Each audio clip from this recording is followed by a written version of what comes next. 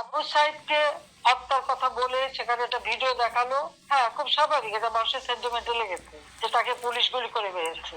এখানে আমার প্রশ্নটা হচ্ছে, তাকে যদি পুলিশ গুলি করে থাকে, তো গুলি খাওয়া একটা লোক এরা টেনে নিয়ে গেল, এখানে কিন্তু কোনো রক্তের চিহ্ন দেখা যায়নি। দ্বিতীয় কথা হচ্ছে যে তার সঙ্গী সাথীরা যে তাকে টেনে নিয়ে গেল, কোথায় নিয়ে গেল?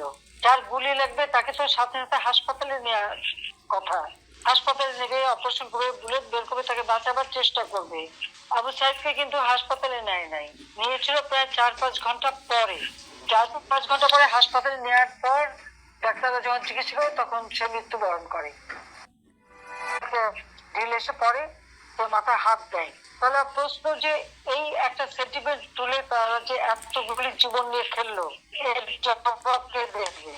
আমরা যে জুডিশিয়াল কমিটি করে এই হত্যা করতে আজকে এটা জবাব সে তদন্ত করতে দেয় না।